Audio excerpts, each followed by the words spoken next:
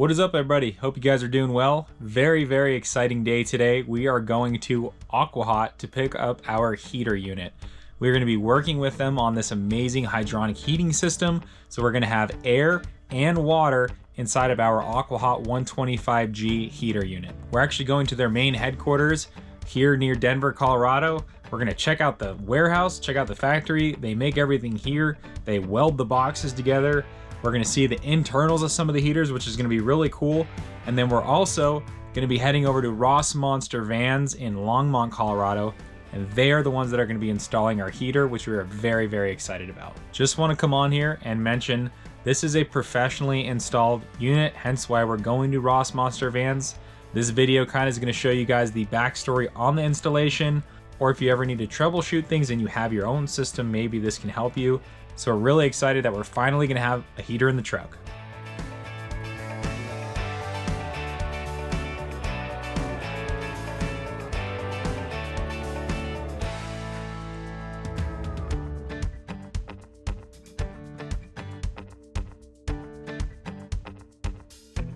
All right, so we are here inside of Aqua Hot.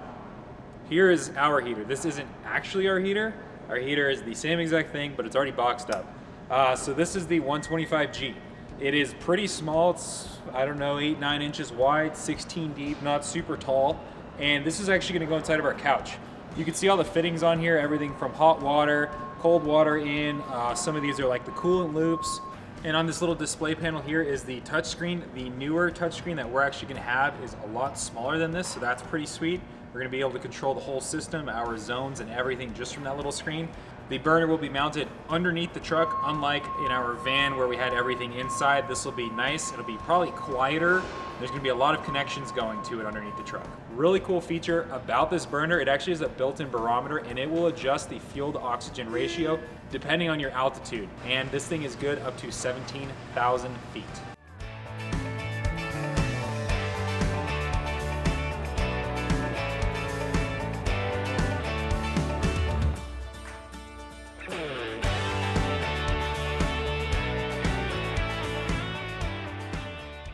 Alrighty y'all, so today is the really big day. We are working with Aqua Hot on a full 125G gasoline hydronic heating system. So that's air through heat exchangers. We're gonna have 3, as well as hot water for our sink and our shower. We are getting it installed by Rossmonster Vans here in Longmont, Colorado. They make some super sick trucks. They make some super sick vans.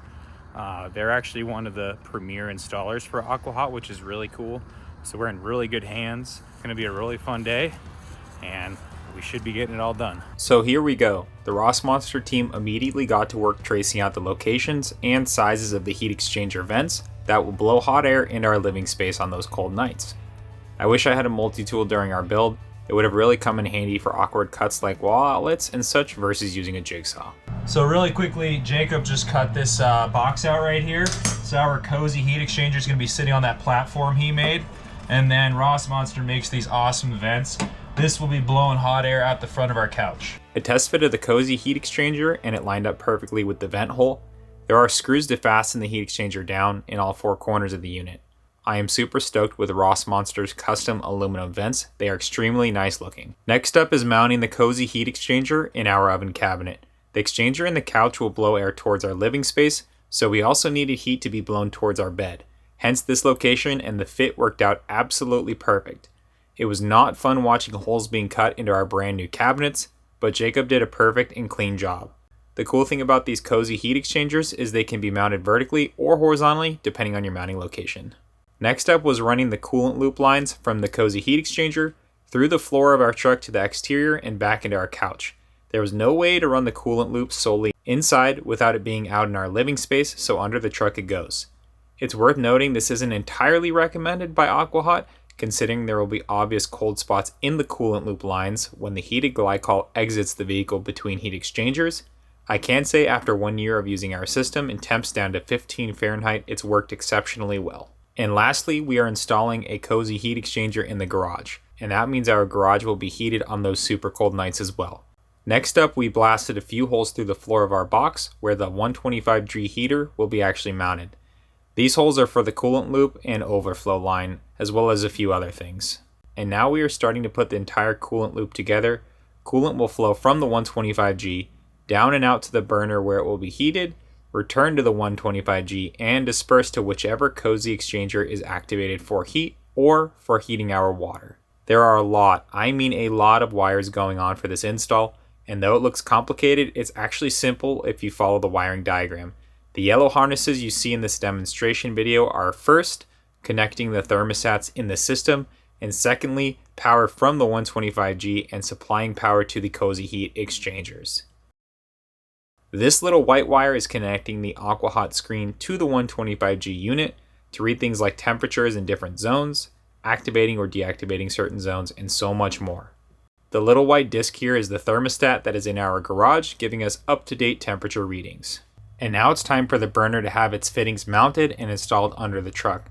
There will be the fuel pump line attached, the smaller tubing, an exhaust hose, the silver tubing, and an air intake, the black tubing.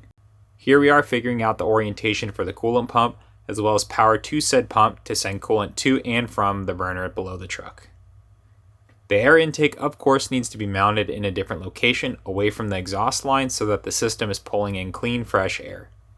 And the exhaust needs to protrude out from under your vehicle so that no harmful gases can make their way back into your vehicle.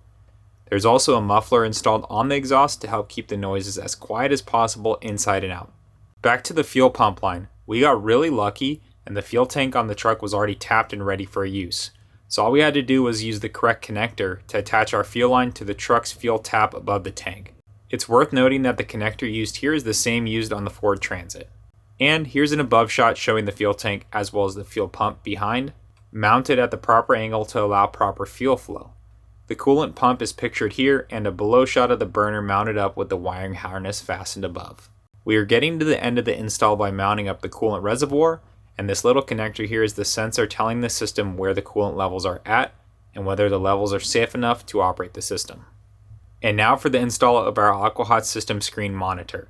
They carefully cut a chunk out of our wall with the multi-tool, sent power to the screen, as well as connected the thermistor wire to the thermistor, which will go next to the screen.